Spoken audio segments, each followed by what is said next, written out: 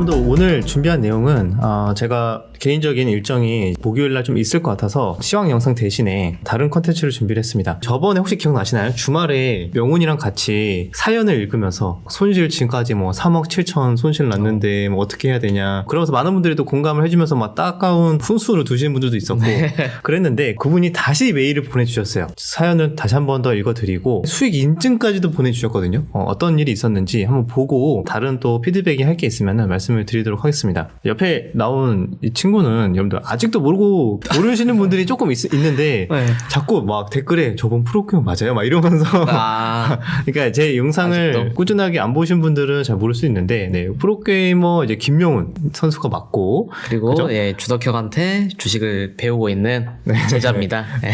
같이 함께 사무실에서 주식할 때 점심 때부터 그냥 이런저런 얘기하면서 주식 이야기하고 뭐 이렇게 지내고 있으니까요. 그렇게 참고하시면 될 것 같습니다. 자, 사연 한번 읽어볼게요. 주덕님 안녕하세요. 제 사연이 소개되는 걸 주말에 영상으로 확인했습니다. 영상에서 말씀하신 저의 문제점에 대해서 말씀 잘 들었습니다. 따뜻한 충고 말씀 감사합니다. 저도 저의 문제를 잘 알고 있습니다. 그동안 기준 없는 잦은 매매, 뭐 하루에 20회 이상, 기준 없는 종목 선정, 손절 기준 등등 조급함으로 인해서 좀 많이 안 좋았다 이렇게 말씀을 주셨고, 제 사연이 순간 나와서 조금 당황했지만 제 자신에 있어서 변화를 바라는 마음에 사연을 보낸 거니 부끄럽지는 않았습니다. 자신이 손실난 거를 보낸다는 게 이게 굉장히 용기가 필요하거든요. 맞아요. 네, 그래서 이어서 또 말씀을 드리자면은, 자, 뭐 며칠 만에 200% 먹었네, 300% 먹었네 하는 걸 여기저기 보니 판단이 많이 흐려지더군요. 주식시장에서는 독고다이인이 누군가에게 기대를 하지 않고 지금까지의 반복을 하면서 저만의 매매 습관을 익히도록 하겠습니다. 주덕님의 유튜브 채널에서 좋은 영상 잘 보고 많이 배우고 종목 선정하는 눈을 키우면서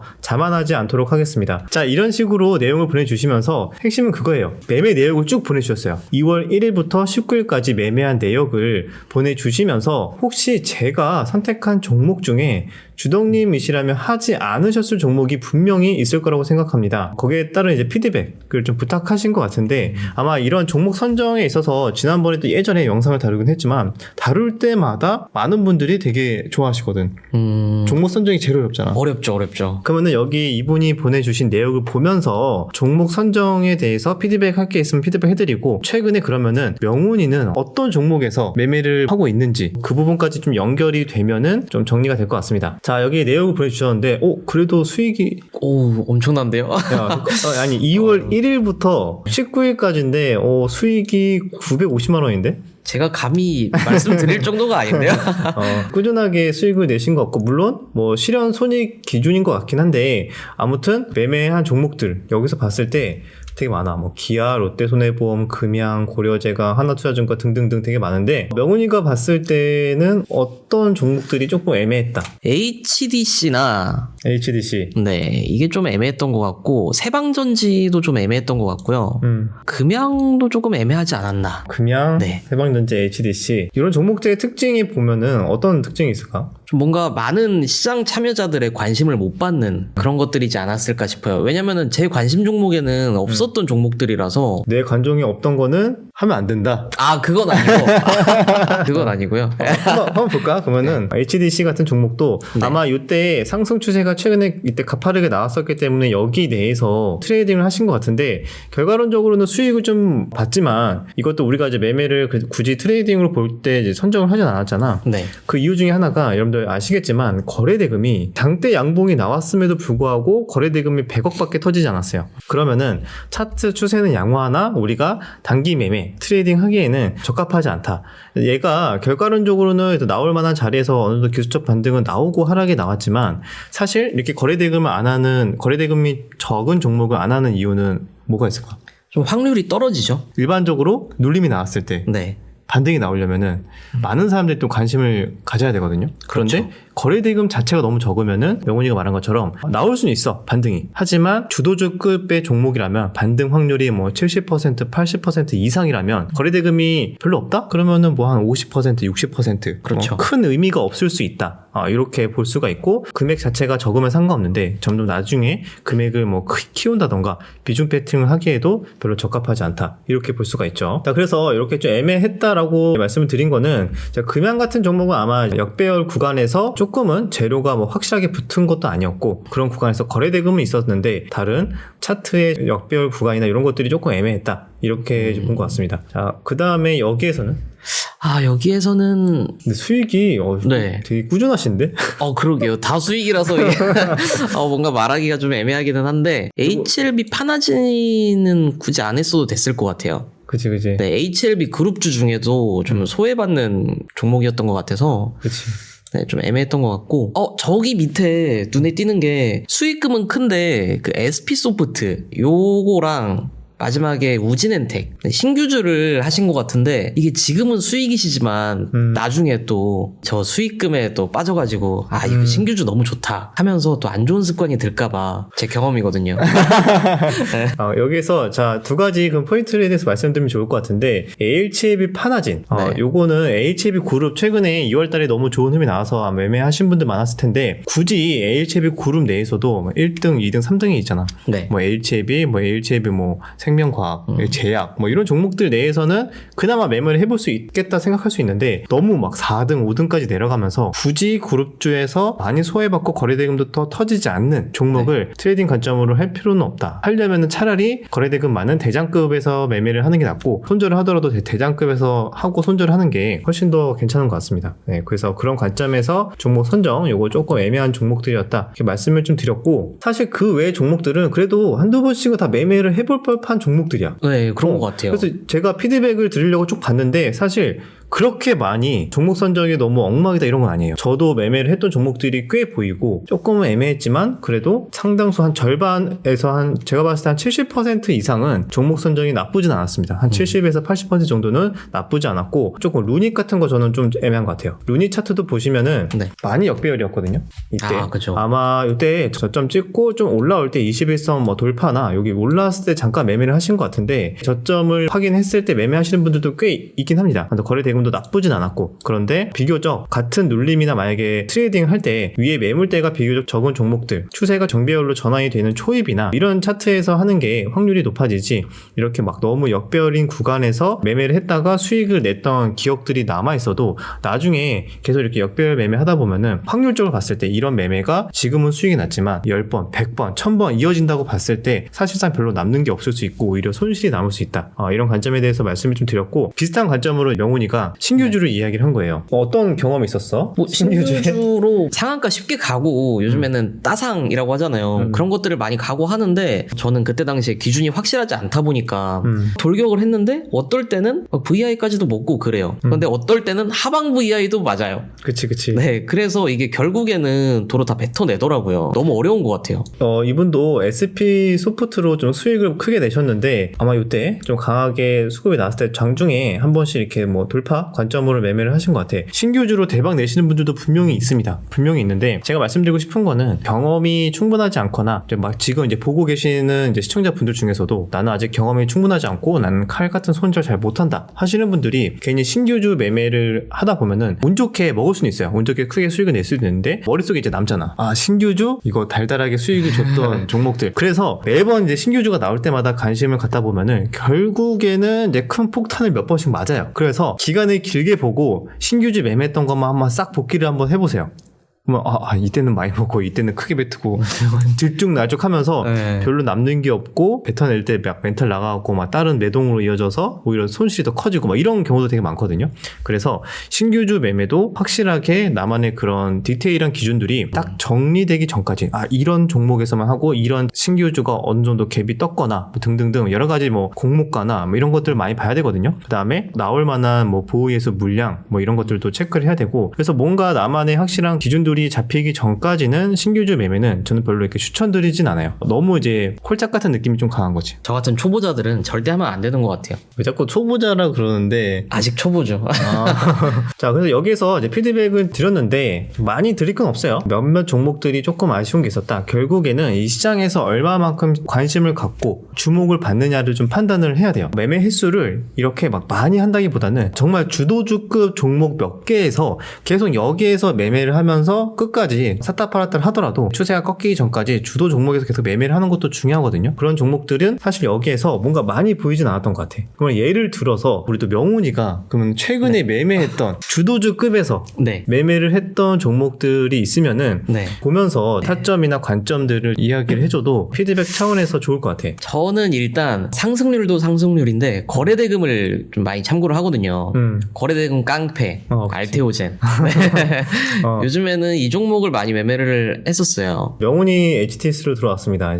알테오젠을 매매했는데 네. 내역 조회를 보면은 이제 매매를 23일날 급등이 나왔을 때도 종배를 해서 네. 갭 상승을 먹고 그 이후에도 빠지는 것 같았는데 다시 살려줬잖아. 네. 살려줄 때 다시 매수를 하고 또 팔고 그 다음날도 고점에서 팔고 다시 떨어질 때 사고. 네. 그러니까 한마디로 사팔사팔하고 촬영 기준으로 봤을 때 28일인데 이때 사서 물렸는데 오히려 28일날 개파락했을 때 더 샀어. 그러면은 이 정도 마이너스 한 3% 5% 찍히면 솔직히 뭐 손절을 할 법도 한데 네. 여기서 추가 매수를 하는 또 이유도 있어? 이게 뭐 방금 말했듯이 거래대금이 너무 어마어마했고 막말로 저 혼자 물린 것도 아니고 위에 많은 분들이 물렸을 텐데 이대로 죽지는 않을 것이다 라는 게 가장 컸고요. 떨어졌을 때 거래량도 많이 없었고 그렇지. 그리고 중요한 악재도 없었어요. 그제 경고 지정밖에 없었지. 네, 그래서 좀 과감하게 5일선 타점이기도 했고 추가 매수를 했었습니다. 그렇지. 포인트는 뒷부분에 나왔는데 뭐 물렸는데 뭐 살려주겠지 이런 관점은 여러분들 네. 조금 위험할 수 있고 최근에 들어온 이런 수급들이 있고 근데 이날과 당시 이때 오전에 거래량이 거의 터지지 않은 상태였고 그 상태에서 처음으로 주는 5일선 자리 이런 조정은 조금 타점이 높았다고 해도 많은 사람들이 관심 있게 보는 자리가 어딘지도 파악할 줄 알아야 되거든요. 타점에 비해서 그냥 많이 떨어졌다는 이유로 물론 뭐 손절을 하시는 분들도 있겠지만 내 기준으로 보는 게 아니라 시장의 참여자들 기준으로 보는 거지. 갖고 있지 않은 사람들은 네. 지금 이 자리를 얼마나 기다리고 있었을까. 네, 너무 매력적인 가격이죠. 그치. 첫 번째 5일선 자리였잖아. 맞아요. 단기적으로 급등한 종목도 너무 무서워서 어떻게 사라고 하지만 이런 첫 번째 눌림 5일선 자리에서는 마치 뭐 프로그램 매매도 기다렸다는 듯이 들어오거든요. 이게 대장급인 종목은. 그래서 여러분들 계속 말씀드렸던 게 대장급인 종목 주도주 그러니까 거래대금이나 재료가 확실히 붙은 종목을 해야 된다는 게 가끔가다 아까 말씀드렸던 거래량이 별로 없는 종목들은 네. 이거 5일선 자리에서 기계적인 프로그램 매수나 이렇게 좀 알고리즘에 타서 반등이 나오는 경우도 많은데 거래량이 없다? 그냥 누군가가 던지면 그냥 밀리는 거야. 네, 그런 것 같아요. 누군가 그냥 큰 손이 뭐 한두 명이 그냥 시장가로 던지면 밀려. 근데 이렇게 거래량이 좋고 주도주급의 종목은 누군가 던져도 그걸 다 받아먹고 올릴 만한 이제 힘과 거래량이 있다는 거지. 그래서 여러분들 같은 기술적 반등이어도 어떤 종목에서 선정을 하고 매매를 해야 되는지 알 수가 있고 명훈이도 이 종목은 첫 번째 이런 5일선 자리에서는 오히려 추가 매수를 하면 했지 굳이 손절을 할 만한 자리는 아니다 라고 네. 판단이 돼서 오히려 추가 매수를 했던 거지. 추가 매수를 해서 이날 종가 고가로 끝났는데 계속 홀딩을 하면서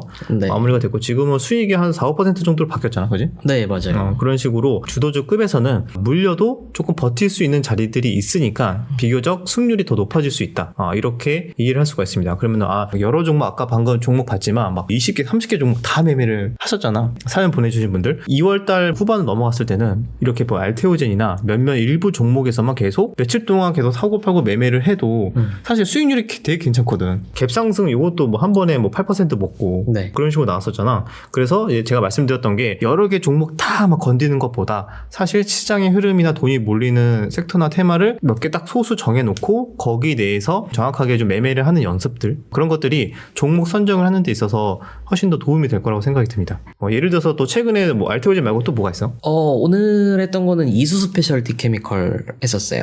이수 스페셜티. 네, 이것도 거래대금이 막 3, 4천억 이렇게 붙어가지고 이수 스페셜티가 고가를 돌파하고 나서 너무 많이 올랐는데 라고 생각할 수 있겠지만 사실상 거래량이 엄청나게 증가를 하면서 돌파를 했고 네. 그리고 거래 대금이 5천억. 5천억. 네. 5천억이면은 이제 A급. 그쵸. A급 정도로 볼 수가 있고 그다음에 과거에 끼가 좋았던 친구냐 뭐 훌륭했죠. 과거에 뭐 이때도 한창 상장했을 때 핫했었고 최근에도 이때도 나름대로 눌림 이후에 반등 잘 나왔었고 그래서 네.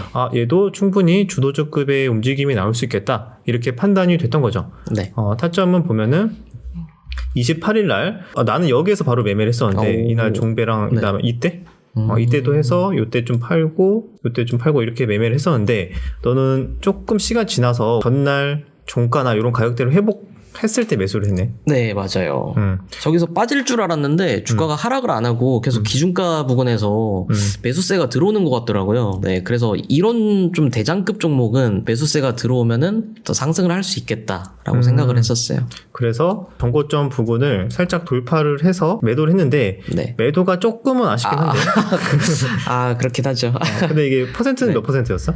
4점 몇 정도 됐던 것 같아요. 타점이나 관점은 그래도 주도주 종목에서 얘가 이때 올랐다가 빠져야 되는데 뭔가 다시 전날 종가나 이런 가격대로 회복하고 네. 버티는 데는 이유가 있지 않을까 네. 라고 생각이 들었고, 여기는 같은 눌림 같은 매매를 하더라도 이렇게 거래대금 꽤 터졌던 종목들 위주로만 잘 보면서 매매를 하면은 오히려 좀 더 깔끔하게 매매가 이제 나올 수가 있다는 거죠. 종목 선정에 대해서 조금 도움이 되셨을지 모르겠네요. 자, 근데 매도에 대해서 제가 이제 첨언을 좀 해드리자면, 네. 저도 당연히 뭐 매도가 너무너무 어렵지만 길게 끌고 갈 수 있는 기준에 대해서 말씀을 드리자면은, 자, 보통 여러분들 만약에 눌림을 하시는 분들은 거래량이 줄어들었을 때 사죠. 맞죠. 근데 돌파하시는 분들은 언제 사죠? 거래량이 증가할 때? 급증할 때? 그지. 거래량이 증가하기 시작하거나 거래량이 증가할 때 사서 거래량이 더 터질 때 팔아요. 돌파하시는 분들은. 네. 그러면은 눌림하는 분들은 거래량이 터졌던 종목이 거래량이 다시 줄어들었을 때 사죠. 네. 그럼 매도는 언제 해야 되죠? 올랐을 때? 거래량이 다시 증가했을 때. 눌림은 거래량이 감소했을 때 사서 거래량이 다시 증가하면서 또는 폭발했을 때 매도를 하는 게 보통은 매도 타점을 이제 참고할 때 도움이 되는데, 거래량이 그럼 어떤 게 증가하는 걸까요? 대표적으로 뭐 분봉을 보면서 뭐 5분봉, 15분봉 등등 보면서 만약에 5분봉을 한번 볼까요? 아, 얘가 과거에 보통 거래량이 조금 증가한다 싶으면은 한 이 정도 증가하는구나. 보니까 뭐 한 10만 주 안쪽 좀 덜 터지면 5만 주 정도 터지는구나. 그러면은 이 분봉상에서 거래량이 터진 이런 캔들들을 좀 보는 거지. 그럼 평균값을 대충 정해서 네. 거래량이 없을 때 사서, 그러면은 얘가 추세가 괜찮아. 네. 근데 거래량이 계속 없잖아 지금. 네. 거래량이 계속 없을 때 중간에 그냥 매도를 하기보다는 거래량이 내가 이런 봤던 평균값 비등비등 하거나 그 이상 터졌을 때 매도 타점을 만약에 잡는 연습을 한다면은, 비교적 이렇게 여기서 처음으로 거래량이 터졌지. 그러면은 요런 구간에서 만약에 매도를 했으면은 조금은 더 수익을 극대화시킬 수 있지 않았을까? 그러네요. 근데 이게 저도 이제 매번 이렇게 하려고 하지만 그때 움직이는 주가 변동성을 보면은 거래량이 눈에 안 들어오고 막 자꾸 팔아야 되나 막 이러긴 해. 근데 여러분들 이제 이론적으로 알고 대응을 하느냐, 뭐 전혀 뭐 감도 못 잡고 하느냐는 차이가 있으니까요. 이런 것들도 잘 참고하시면은 여러분들 관점에서 조금 더 디테일을 쌓는 데 도움이 되지 않을까라고 생각이 듭니다. 자, 그럼 여기까지 이렇게 내용을 좀 봤는데, 어때, 명훈이가 봤을 때는 네. 추가적으로 뭐 말씀드릴 게 있을 것 같아? 아니요, 뭐 저보다 잘하시는 분 같아서 제가 따로 할 말은 없고 네, 같이 앞으로 잘해봤으면 좋겠네요. 종목 선정에 대해서 좀 더 공부를 하면은, 일단 지금까지 많이 손실을 입으셨지만 뭐 올해 안에 막 다 복구하겠다 뭐 이런 생각보다는 지금처럼 차분하게 기계적으로 계속 하다 보면은 얼마 안 지났는데 이만큼이나 복구가 됐어? 어느 순간엔 플러스 전환이 됐어? 이런 순간이 꼭 오지 않을까 라고 생각이 듭니다. 여기까지 영상 마무리하고요. 연휴 잘 보내시고 다음 주 영상에서 뵙도록 하겠습니다.